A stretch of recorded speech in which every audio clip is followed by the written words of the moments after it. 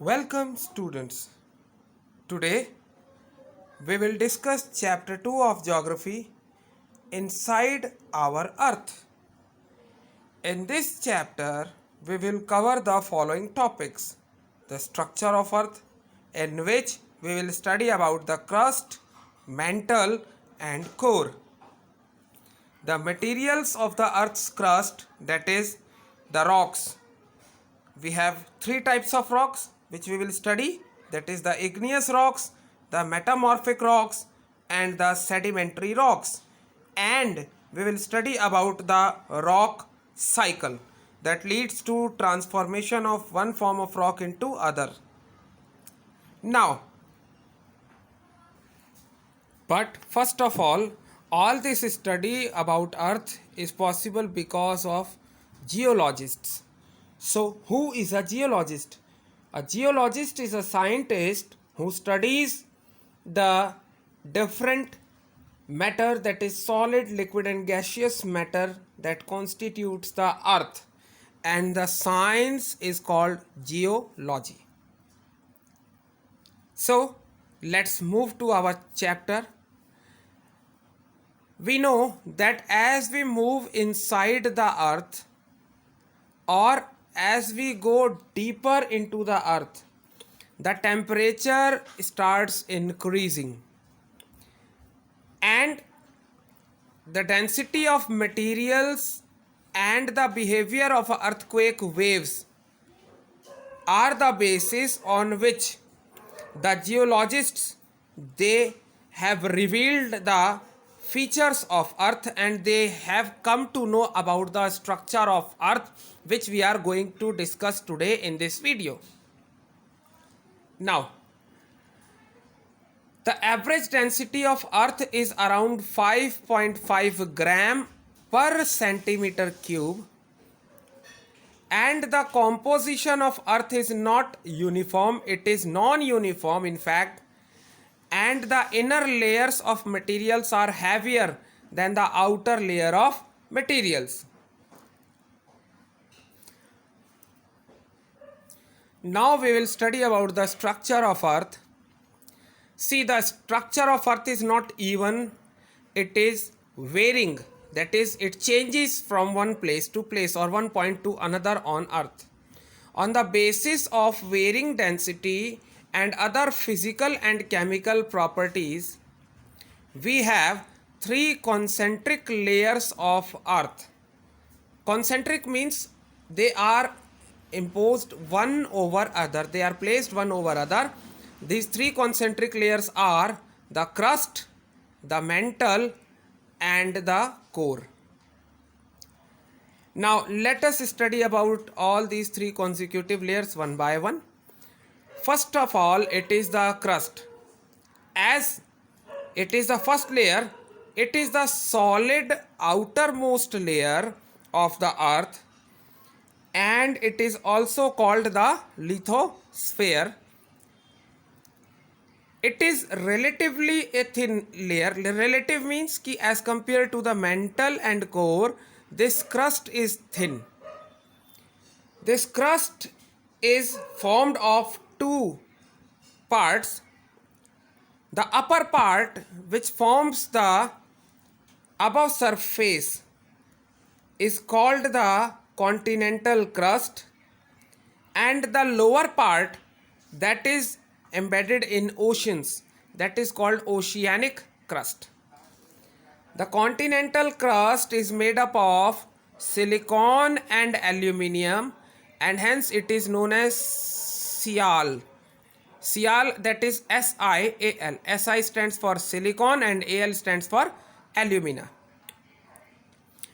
This oceanic crust, it is composed of materials like silica and magnesium, and this oceanic crust is known as the SEMA.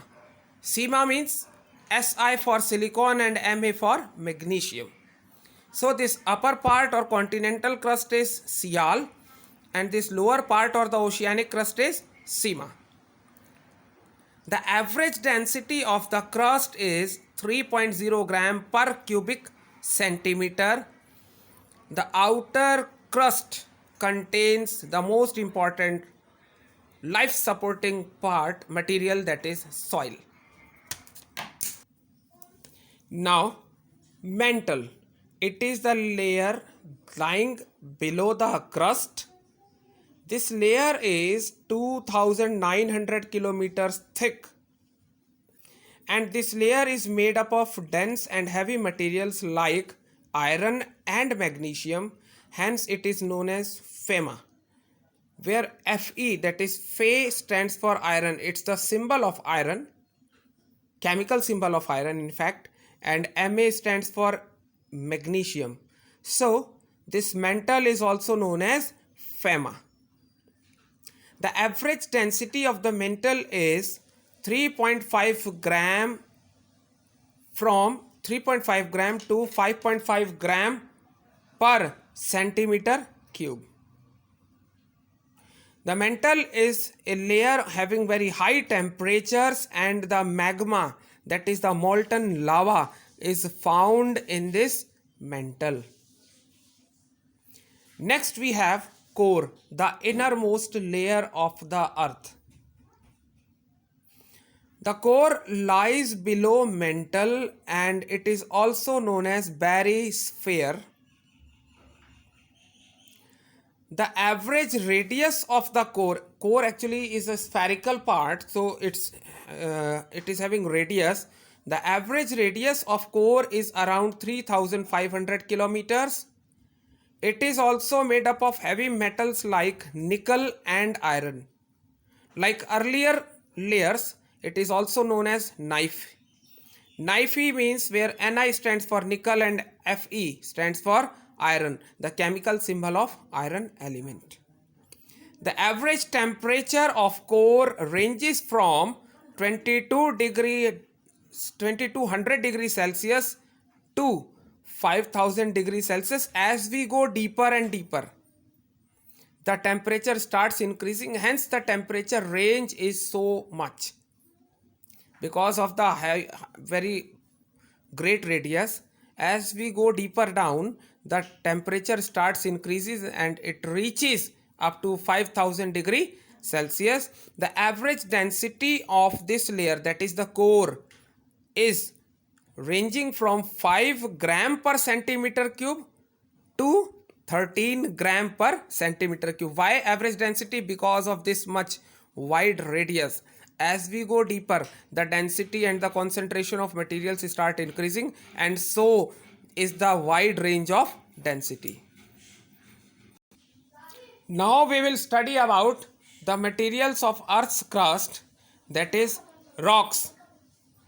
Rocks are naturally occurring hard materials which are made up of minerals. In fact, minerals are present in rocks. They are found in abundance in rocks.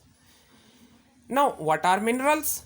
Minerals are the naturally occurring substances present in rocks. What are ores?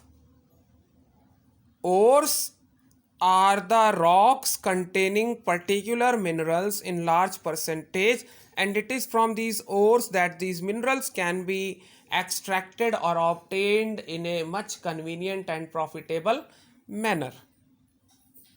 Now, we have different types of rocks. We have different types of rocks, and these rocks, they do not possess a uniform chemical composition. This chemical composition changes from rocks to rocks and at places also. So we have three different types of rocks. The first one is igneous rocks. Igneous, it is the word which is derived from the word ignis, that means fire. As the name suggests, these igneous rocks are formed by cooling and solidification of magma, that is the molten lava which is erupted out through volcanic eruptions.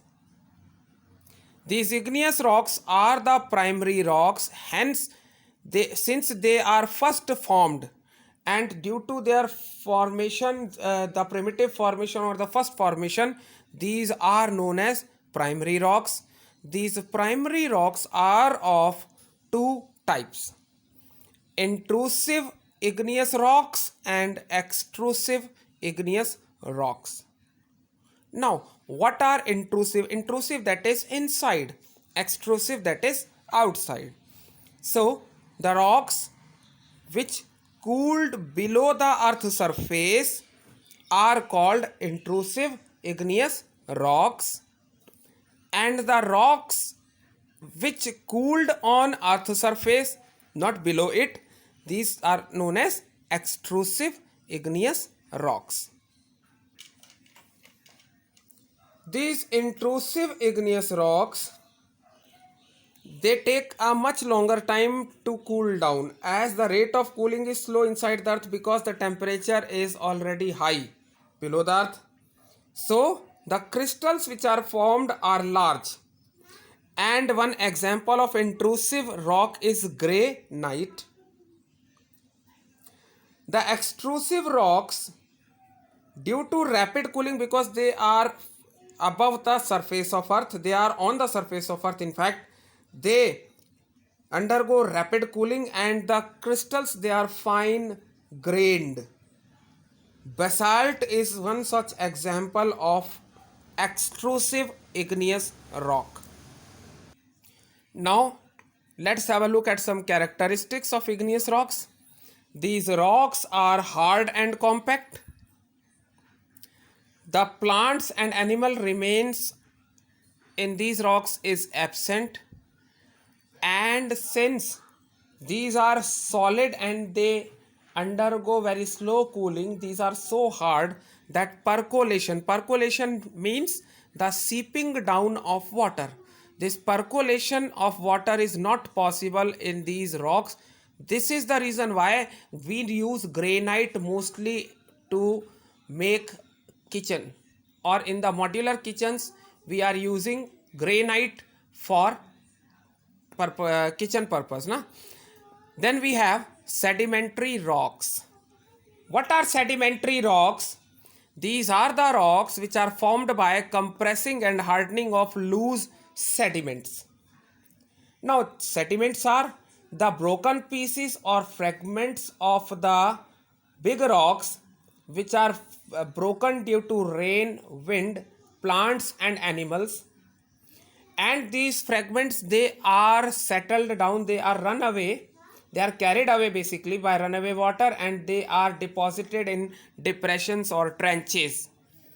And these trenches, when they are compressed and hardened, they set as layers, and these layers is what we known as the sedimentary rocks. Now, what are the characteristics? Since these are compressed and depressed layers of the broken rocks, so these are softer than igneous rocks, because igneous rocks are formed due to cooling down of molten lava, and these are arranged in horizontal layers one over the other on the earth's surface. These are formed mostly underwater, and that's why we can see wavy marks and mud cracks are normally found in these rocks. Which rocks? Sedimentary rocks. These rocks also contain plants and animal remains, and the important example includes sandstone, limestone and coal. Metamorphic rocks. Metamorphic rocks are the rocks, like metamorphosis is the term which is used that refers to the change in form. So these rocks, as their name suggests, these rocks are transformed from igneous and sedimentary rocks due to excess heat and pressure. First, the igneous rocks, they are transferred into sedimentary, and then these sedimentary rocks, they get transformed into metamorphic rocks. This transformation or this metamorphosis takes hundreds of years. It is not a simple process that can be completed within a short time span of 1 year. It takes thousands of years. And after thousands of years, some of the metamorphic rocks which we normally see are like Due to metamorphosis, the limestone gets converted into marble, shale gets converted into slate, granite gets converted into gneiss, and sandstone gets converted into quartzite. Some of the characteristic features of metamorphic rocks are: once these metamorphic rocks they are transformed, they remain in their original position, they do not undergo further change. These are very hard and they have their own high specific gravity. Like when you see granite, when you see slate, when you see this quartzite, they are having their own specific gravity. That is, they feel, some of them will feel lighter to you, and some of them with the same mass will feel heavier to you. That is what gravity means. Since these rocks, they are transformed from one form to another, so the chances of having space or pores in them are negligible. Hence these rocks have no empty spaces in them. Now we have uses of rocks and minerals. As we know from ancient times, the rocks, they were used for making tools and weapons. And these rocks, they are often used in construction of forts. You have seen the Red Fort, which is made up of sandstone, red sandstone. So rocks are used for making tools and weapons in ancient times, and nowadays, and in prehistoric times or historic times. In the medieval period especially, the rocks were basically used for making monuments, historical monuments. So many you can see, they are carved out of rock pieces. The minerals, they are a source of power in nowadays world, and one of the important mineral is coal. Then we have different minerals which are used in metal to form metals and to form various alloys. And the minerals, they are used to make fertilizers, which are very important and which are widely used in agriculture.